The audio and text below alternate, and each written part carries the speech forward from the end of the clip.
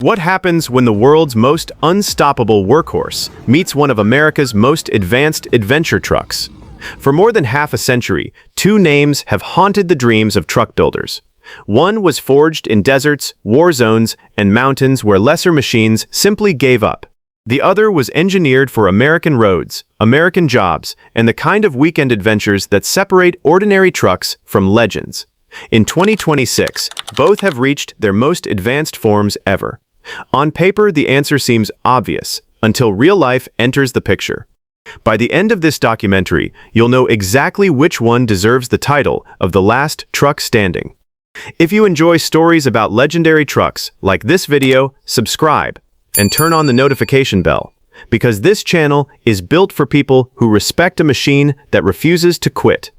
Chapter 1. Toyota Hilux vs. Ford Ranger. Origins and Legacy. Every legend starts with a purpose.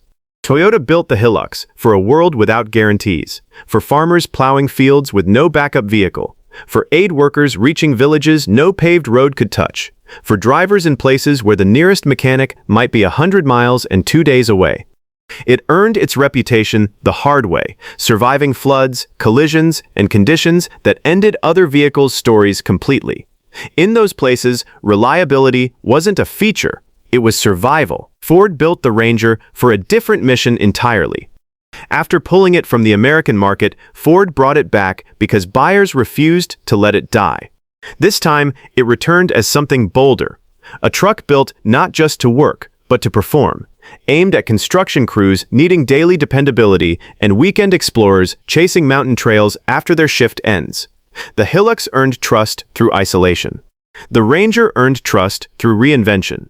But this is where everything changes, because both trucks are about to be tested by a completely different era. Chapter 2. Toyota Hilux vs. Ford Ranger. Exterior design. A truck can look tough, but appearances mean very little once you climb inside.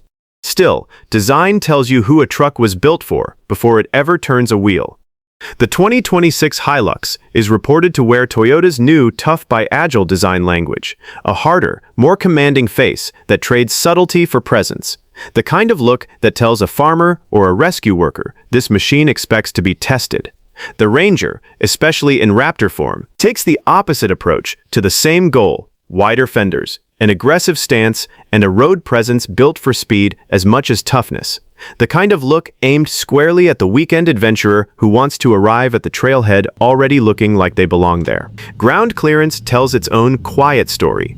The Hilux is expected to sit lower and tighter, shaped by decades of threading carefully through narrow, unforgiving trails where one wrong angle could mean disaster. The Ranger sits wider and more planted, built to be thrown at terrain rather than carefully picked through it. Neither approach is wrong. They're simply answering two very different questions about what toughness should look like. Chapter 3. Toyota Hilux vs. Ford Ranger. Interior and Technology. Power means nothing without control, and comfort means nothing if a truck can't survive the journey to use it. Step inside, and the contrast sharpens further. The new Hilux is reported to borrow serious cabin quality from the Land Cruiser, including a 12.3-inch touchscreen and premium materials on higher trims, finally shedding its purely utilitarian image for drivers who spend as much time in the cab as they do on the trail. The Ranger counters with a portrait-oriented infotainment display, a 360-degree camera system, and storage solutions clearly designed by people who actually load these trucks for a living. Thinking about the contractor who needs somewhere to stash tools just as much as the family loading up for a road trip. For daily usability, the Ranger currently holds the edge in outright tech polish. But this is the moment where one truck begins to separate itself from the other, not through screens or software, but through something no touchscreen can replicate. Chapter 4. Toyota Hilux vs. Ford Ranger. Engine and performance. Under the hood, the two trucks tell completely different stories about what power should mean. The Hilux is expected to keep its 2.8-liter turbo diesel four-cylinder, reportedly producing around 200 horsepower and up to 500 newton-meters of torque, with a 48-volt mild hybrid diesel and a fully electric variant possible depending on market availability. That torque isn't about bragging rights, it's about a fully loaded truck climbing out of a riverbed without hesitation, the difference between getting home and getting stuck. The Ranger answers with 3 EcoBoost options: a 2.3-liter 4-cylinder at 270 horsepower, a 2.7-liter V6 at 315 horsepower, and the twin-turbo 3.0-liter V6 Raptor engine, producing 405 horsepower and 430 pound-feet of torque. The Ranger's extra horsepower isn't just about speed. It means quicker acceleration onto highways, more confidence while towing a trailer through mountain passes, and the ability to maintain momentum across loose sand instead of bogging down in it. On paper, the Ranger simply has more power available across its lineup, but horsepower numbers have never been what made the Hilux legendary, and this is what most truck buyers never think about. Chapter 5: Toyota Hilux versus Ford Ranger. Off-road capability. Off-road is where the real philosophies collide. Toyota designed the Hilux with mechanical simplicity in mind, because in many parts of the world, reliability matters more than complexity. When the nearest mechanic is days away, simplicity becomes a survival tool, not a limitation. The Hilux relies on proven four-wheel drive systems, low-range gearing, and a reputation for wading through flooded rivers and climbing loose rock without complaint or drama. The Ranger Raptor answers with Fox racing shocks running live valve technology and a Watts Link rear suspension, a setup built specifically to soak up high-speed desert punishment for the adventure traveler who measures a good weekend by how much ground they covered and how fast they covered it. And the real surprise comes next. Because these two systems aren't just different engineering choices. They represent two completely different definitions of what off-road confidence even means. One is built to survive terrain slowly and deliberately. The other is built to dominate it at speed. Chapter 6: Toyota Hilux versus Ford Ranger. Towing and payload. Capability means nothing if the truck can't be trusted to deliver it consistently. When it comes to towing and payload, the Ranger currently holds a clear numbers advantage, rated up to 7,500 pounds of towing capacity with a maximum payload approaching 1,800 pounds. Genuinely strong figures that matter to the family hauling a camper or the tradesperson moving equipment between job sites every week. The Hilux has traditionally prioritized dependable, steady hauling over headline numbers, the kind of truck a work crew trusts every single day, rather than the kind that wins a spec sheet argument. If your life involves regular heavy towing on paved highways, the Ranger's numbers matter enormously. If your life involves unpredictable terrain with no backup plan waiting at the end of the tow, different numbers start to matter more. Chapter 7: Toyota Hilux versus Ford Ranger. Reliability and durability. However, this is where everything changes, because reliability isn't measured on a spec sheet at all. It's measured in decades of real-world stories told by people who had no other choice but to trust their truck. The Hilux built its global reputation in the harshest, most unforgiving conditions on the planet, trusted by rescue workers, explorers, and long-distance drivers who genuinely could not afford a breakdown in the middle of nowhere. The Hilux earned that reputation one impossible journey at a time. In places where a broken truck could mean spending days waiting for help, reliability wasn't just a feature, it was survival. The Ranger has spent its more recent years proving itself in the modern era of American ownership, backed by Ford's manufacturing base in Michigan and a growing reputation for balancing capability with everyday comfort for daily commuters and weekend adventurers alike. One reputation was forged over half a century of extremes. The other was rebuilt more recently, but rebuilt with real intention and real engineering behind it. Chapter 8: Toyota Hilux versus Ford Ranger. Daily ownership experience. For everyday ownership, the two trucks split almost perfectly along their philosophies. The Ranger feels more at home in daily American life, comfortable on the highway, capable on weekend trips, and backed by a dealer and parts network built specifically for the U.S. market, exactly what a busy family or a local contractor needs without a second thought. The Hilux, remarkably, has never even been offered for sale in the United States, meaning the truck, legendary enough to survive deserts and war zones, has spent its entire 50-year story completely absent from American driveways. For US-based owners, that single fact quietly settles more of this comparison than any spec sheet ever could. Chapter 9: Toyota Hilux versus Ford Ranger. The ultimate survival challenge. Now for the real test, the one that strips away every showroom comparison and leaves only the truck and the terrain.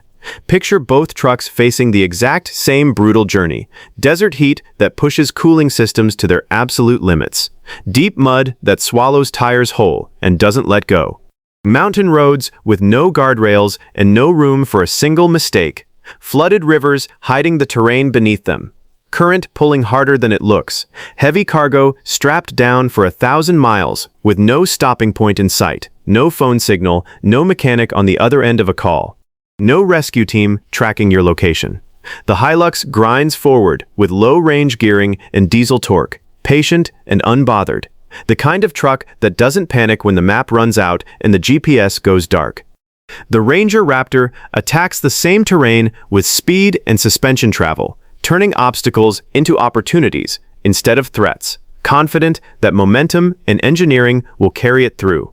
Imagine yourself behind the wheel of each one, feeling the difference between patience and aggression as the only strategy standing between you and getting home.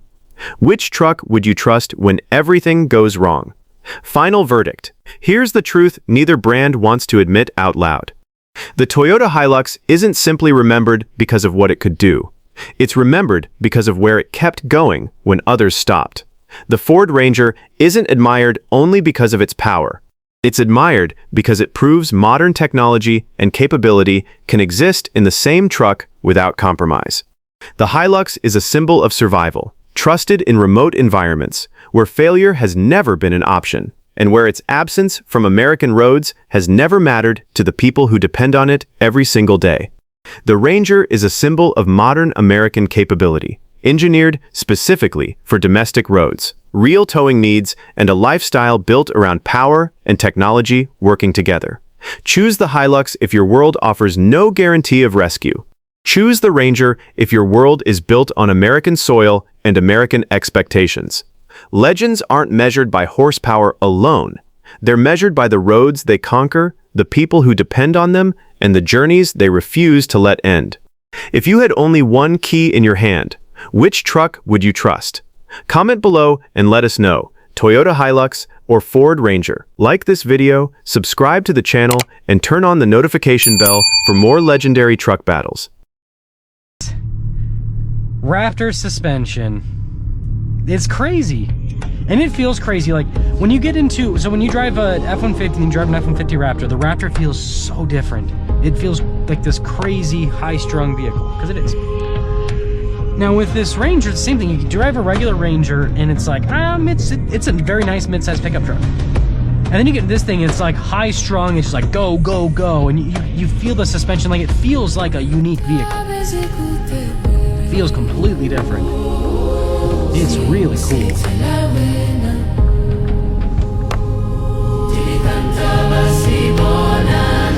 Great torque, of course. Great torque. And smooth, too, with the delivery. That's the thing about the Ranger Raptor. This is, you know, again, and this is with Raptors in general, they're very daily drivable. I daily drove, obviously, F-150s, but I coupled them for several years. And they're so comfortable. And you just have so much power on tap, and it's smooth power, too. And this translates very well to off-roading, because when you take a Raptor off-road, I mean, the suspension soaks everything up so well. And then you have the smooth power band too, so you've got power where you need it. And having a smooth engine while you're off-road is extremely important so that the vehicle stays stable, right? Because if the engine's kind of choppy with the power delivery, especially going over rough terrain, like, not great, whether you're going high speed or low speed. Yeah, this thing's so sporty. And you know, the drive modes do change things quite a bit, right? They'll kind of make the steering a little bit heftier and make the handling a bit better, but just like driving it in base format, it's so good. We'll pop the exhaust in Baja mode for a little bit of fun. Yeah, this thing drives like a dream. If you ever have a chance to drive one of these, you gotta drive one. It is such a beautiful machine.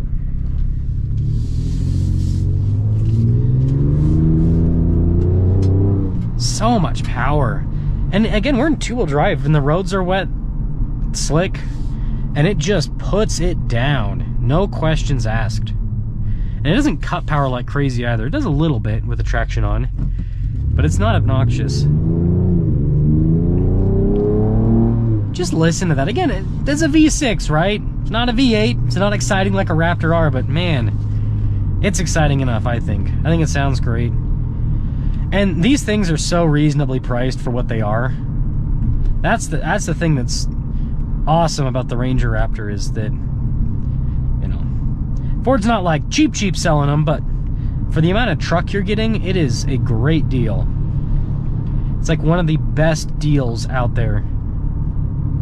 Oh, and I forgot to check the windows. Let's see. Yeah, it's just single pane. It sounded like it, so it is just single pane. Not a big deal. I think the cabin's quiet enough. I think it's insulated enough. Yeah, this thing's a riot. Traction control light flashing. So, that Tacoma TRD Pro better be extra special to be more expensive than this thing. Because, I mean, this truck is just phenomenal. There is really nothing out there like this, I think. But anyways, let's go pop into that Tacoma. Tacoma TRD Pro. I can tell you right off the bat, it doesn't sound nearly as good as the Ranger. So, and to be expected, it's just a 4-cylinder. It's just a 4-cylinder. And you know, it's not like Toyota has a V6 that works with this platform that they could hypothetically put under the hood of the Tacoma to make it compete with the Ranger. It's not like they have that. They do. And who knows why they... We'll talk about this at the end. So right off the bat, this doesn't feel quite as crazy as the Ranger Raptor. Like, this feels like, the Ranger Raptor feels like a Raptor. Feels like a completely different thing compared to a regular Ranger. This feels like Tacoma Plus. It's a little bit different compared to a regular Tacoma, but it doesn't really feel that much different. Now, the new Tacoma doesn't drive bad. The steering's good. The suspension on this is quite sharp. It does handle well, but it's like when you go from the Ranger Raptor into this, it's just like a whole nother level of handling and everything. And again, this has adjustable Fox shocks. They're good shocks. They're just not live valve, you know? When you have that ability to adjust on the fly, it changes the whole dynamic. Traction control light's still flashing. I mean, this has a lot of torque. But yeah, the engine, I mean, so the Ranger Raptor, that engine, you can drive it kind of like a diesel if you want, but you can also drive it more so like you drive a high-performance car, like a Mustang GT or something, right? You really kind of rev out the engine, all that kind of stuff. This, it's best at just partial throttle. It does not do well at full throttle. It's got okay power, but it's a turbo 4-cylinder, so it tapers off at the top end, feels kind of yucky. But when you drive it like a diesel, you love it. But then the question is, why have a Raptor-like vehicle, kind of Raptor-style vehicle with diesel? But I mean, you know, overseas with the Ranger Raptor, you know, there's Ranger Raptor diesels, so you know, you got the shock comfort and the diesel-like power. So, I've said it in the past and I'll say it again. Toyota has added a lot of gimmicks to this TRD Pro Tacoma. And those gimmicks have made it expensive. The shock absorber seats. You know, and some of the stuff I like. You know, camera rear view mirror, ventilated seats. The Ranger Raptor only has heated seats. This huge infotainment system. Like, you know, again, some of it, I like the camera rear view mirror. I like having, you know, the big camera view and everything. But at the same time, it's so much more expensive than the Ranger Raptor. And they're gimmicks. They're not necessary. Especially the shock absorber seats. I mean, get those out of this thing. Make it an option. I don't care how expensive it is. Just make it an option and then cut the price of the Tacoma TRD Pro. That's the first step. But the second thing that baffles me is, like, there was a previous gen Ranger Raptor, and Toyota, like, you can tell with these new TRD Pros adding the freaking red mark at the top, you can tell they looked at the Raptor. So my question to Toyota is, why did you not, like, actually benchmark the Raptor for your new TRD Pros? Like I think like when you look at the new Tier D Pros, it's like they took some of the style elements from the Raptor. They're like, that looks cool, throw that on. And then they benchmarked their own Tier D Pro from the previous gen and said, we'll just make the new Tier D Pros better than the previous gen. And these new Tier D Pros are. But when you compare it to a Raptor, it like doesn't compare. You have objectively worse shocks. You have an objectively worse performing powertrain in certain ways that I think are important to people in terms of the acceleration feel, right? The fuel economy is better, cool. The torque is higher, cool. But people that drive these kind of trucks, they want to feel like they're in a sports car. That's why you buy a midsize.